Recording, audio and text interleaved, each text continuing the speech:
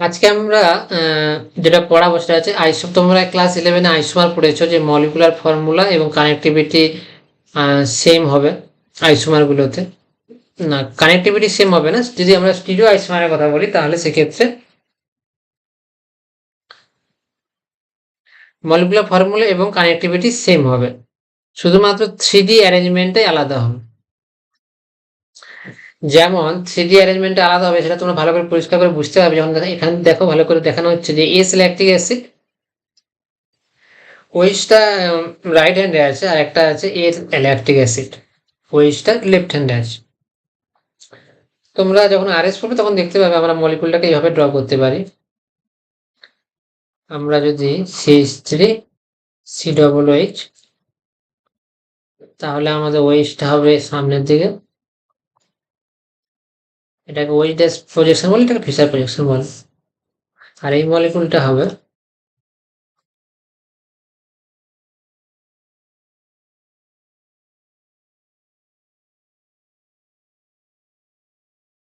OH.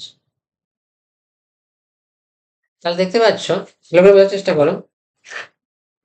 COOH আর CH3 দুটো হচ্ছে group প্লেনে আছে। প্রথম মলিকুলটাতে ওইচ সামনের দিকে গিয়েছে, তোমাদের সামনের দিকে গিয়েছে, আর হাইড্রোজেনটা পিছনের দিকে এসছে।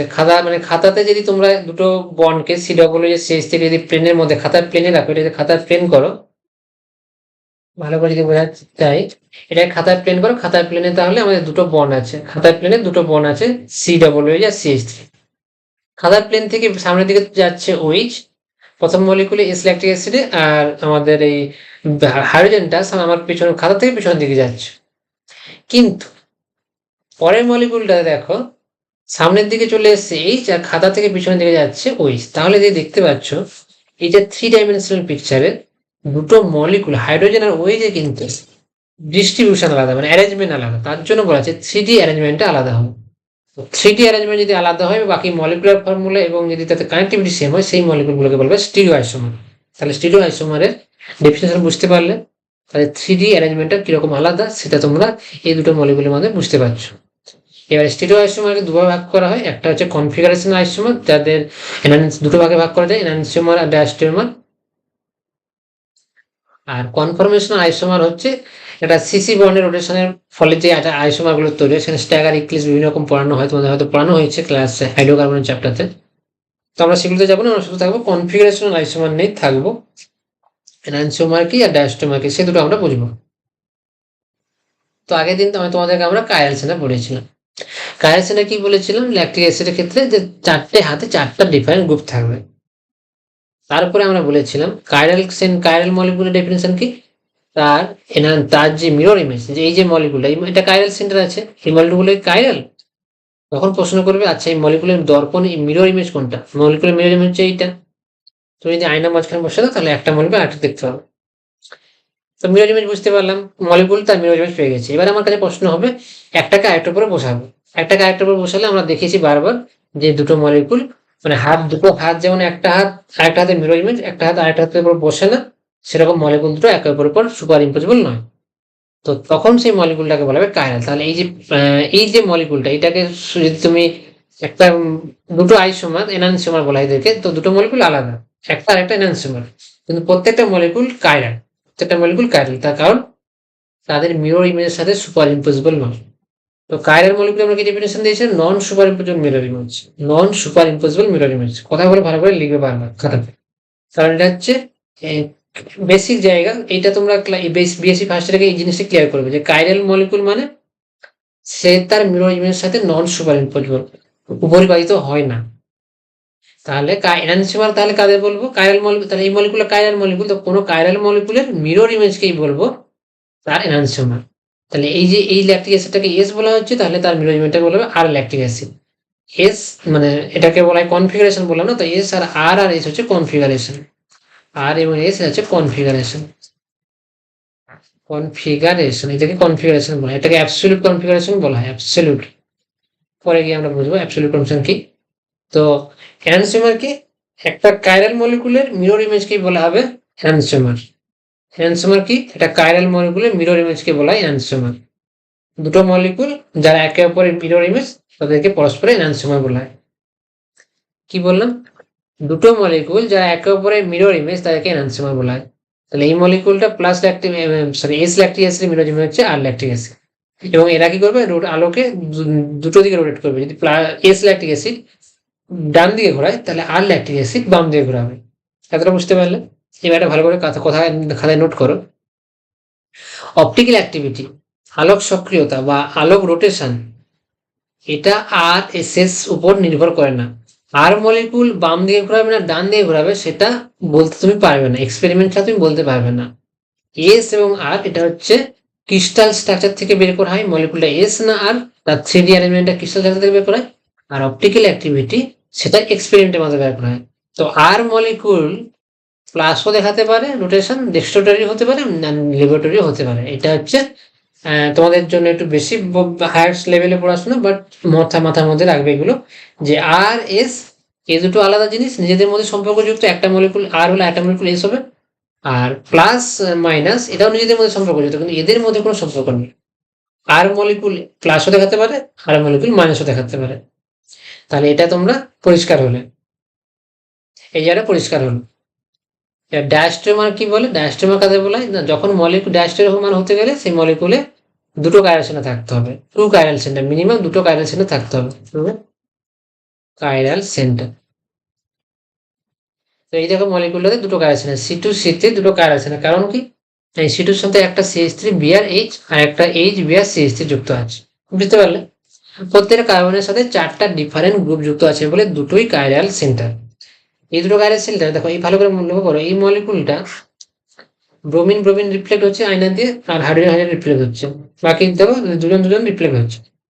তাহলে এই রকম দুটো মলিকুল যদি একে অপরের মিরর ইমেজ হয়, একে অপরের যদি মিরর ইমেজ হয়, দ্বিতীয় কথা যদি সুপার ইম্পসিবল না হয়, তাহলে তাকে বলা হয় এনহান্সিবল। আগে যেটা পড়লাম, মানে এখানে একই রকম হবে, সুপার ইম্পোজ হবে না, ব্রোমিনের জায়গায় হাইড্রোজেন বসে যাবে গিয়ে, হাইড্রোজেন গিয়ে ব্রোমিন গিয়ে বসবে, তাহলে সুপার ইম্পসিবল নয়, তখন এদেরকে বলা হবে এনহান্সিবল। আর একই রকম ভাবে এই দুটো মলিকুল দেখো একটাকে আরেকটার উপরে গিয়ে নিয়ে গিয়ে বসাও, সুপার ইম্পসিবল হবে না, তাহলে এটা হচ্ছে এরা দুজনে এনহান্সিবল। কিন্তু এই মলিকুলটাকে দেখো তো, এই দুটো মলিকুলকে ভালো করে, এই দুটো ভালো করে দেখতে পাবে, হাইড্রোজেন হাইড্রোজেন রিফ্লেক্ট হচ্ছে, ব্রোমিন ব্রোমিনের সাথে রিফ্লেক্ট হচ্ছে।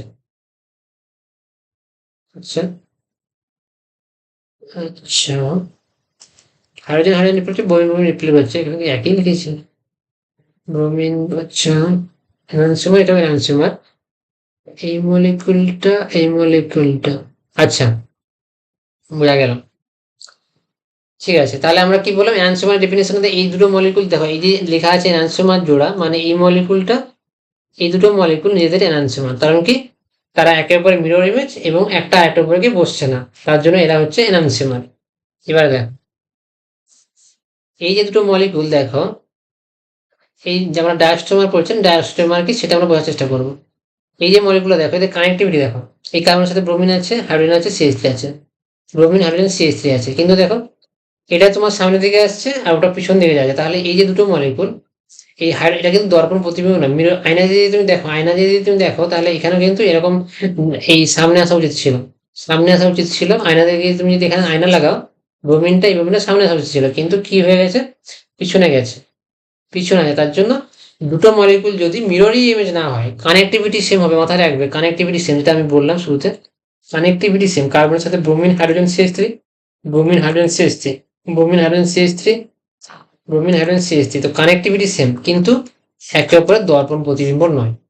তো দুটো মলিকুলের যদি মলিকুলার ফর্মুলা এক হয়, কানেক্টিভিটি এক হয়, কিন্তু তা একে অপরের দর্পণ প্রতিবিম্ব নয়, তখন সেই দুটো মলিকুলগুলো ডায়াস্টোমার। আর যদি একে অপরের দর্পণ প্রতিবিম্ব সুপার ইম্পোজেবল না হয়, তখন তো এনানসিমার বলা হয়। আর যদি দর্পণ প্রতিবিম্ব প্লাস সুপার ইম্পোজেবল হয়, তখন কি বলা হবে? যদি দর্পণ প্রতিবিম্ব প্লাস সুপার ইম্পোজেবল হয়, মানে যদি সুপার ইম্পোজেবল হয়, তাহলে সে দুটোকে বলা হবে হোমোমার, বা একই মলিকুল, যেটা আমরা আগের ক্লাসে দেখেছিলাম, একই মলিকুল বা হোমোমার বলা, এদেরকে হোমোমার বলা, এনানস্টোমার করে হোমোমার। তো দেখলাম, তাহলে ভালো করে আরেকবার ডিভিশন করছি।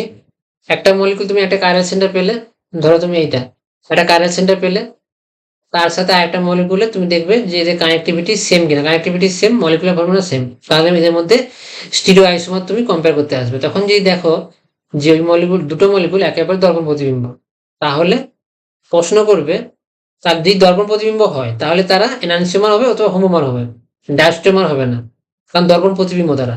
তখন প্রশ্ন করবে সুপার ইম্পসিবল কি সুপার ইম্পসিবল হয়, যদি সুপার ইম্পসিবল হয় তাহলে সেটা হোমোমার হবে, যদি না হয় তাহলে সেটা এনানসিওমার। চলো তাহলে আমরা একটু সামারাইজ করি। প্রথমে তুমি দেখবে, জিজ্ঞাসা করবে যে দর্পণ প্রতিবিম্ব কি না নয়, দর্পণ ইমেজ, ইমেজ প্রথম যে দুটো মলিকুল যে পাবে সে দর্পণ ইমেজ। যদি যদি না হয়, এরা একে অপরের দর্পণ ইমেজ নয়, তাহলে সেটা হবে ডায়াস্ট্রেমার। যদি ইয়েস হয়, ধরো দর্পণ মিরর ইমেজ, একে অপরের মিরর ইমেজ, তাহলে ইয়েস যদি হয় তখন দুটো প্রশ্ন জিজ্ঞাসা করবে, সুপার ইম্পসিবল মানে একে অপরের উপর প্রতিপাদন উপরিপাদন হচ্ছে, সুপার ইম্পসিবল হচ্ছে, impossible, super impossible, yes or not. যদি ইয়েস হয় তাহলে সেটা হবে হোমোমার, হোমোমার এমিয়ার। আর যদি সুপার ইম্পসিবল না হয়, সুপার, যদি না হয় সুপার ইম্পসিবল নয়, তাহলে সেটা হবে অ্যান্সার।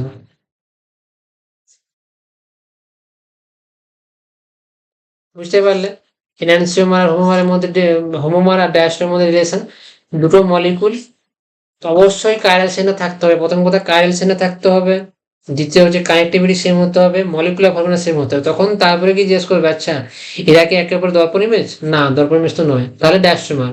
দর্পণ ইমেজ, তখন জিজ্ঞেস করতে, আচ্ছা সুপার ইম্পসিবল হ্যাঁ কি না, সুপার ইম্পসিবল হ্যাঁ, আচ্ছা তাহলে এটা সেম মলিকুল হোমোমার।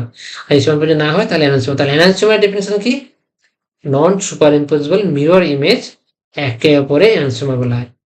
আর কাইরাল মলিকুলের ডেফিনেশন কি? Non super impossible mirror image হচ্ছে কাইরাল মলিকুল, কারণ কাইরাল মলিকুলেরই এনানসিওমার থাকবে, ডায়াস্টোমারও থাকবে, কিন্তু নন সুপার ইম্পসিবল মিরর ইমেজকে আমরা বলবো কাইরাল মলিকুলের ডেফিনেশন। কাইরাল মলিকুলের ডেফিনেশন কি? না non super impossible mirror image, একে অপরে হলে তাদেরকে আমরা কাইরাল মলিকুল বলবো। তাহলে পরের দিন থেকে আমরা আরএস নোমেনক্লেচার শুরু করব। তো তোমরা ভালো করে এই ক্লাসগুলো রিভিশন করবে। আমরা যেটুকু শিখলাম যে কাইরাল সেন্টার কি, কাইরাল সেন্টারটা কি, সেইটুকু আগে তোমরা পেয়েছো যে একটা ডিফারেন্ট অ্যাটম যুক্ত থাকবে। এবার কাইরাল সেন্টারের অপটিক্যাল অ্যাক্টিভিটি ডিসকাস করেছি, তাদের স্টিরিও আইসোমার ডিসকাস করেছি। পরে দিন আমরা আরএস ডিসকাস করবো, আর আরএস এর পর আমরা ডিসকাস করবো ইনভার্সন কি, রিটেনশন কি, ডেসিমাইজেশন কি। তাহলে আমাদের হ্যালোঅ্যালকেনের যে বেসিক জায়গাগুলো, substitution, elimination, aromatic nucleophilic electrophilic substitution, তারপরে আমাদের স্টিরিওকেমিস্ট্রি পার্ট, তাহলে এই জায়গাগুলো বোঝার জিনিস। তারপরে আমরা কিছু আদার্স যে রিয়াকশন গুলো আছে সেইগুলো একটু কয়েকটা কমপ্লিট করে দিলেই আমাদের চ্যাপ্টারটা শেষ হবে।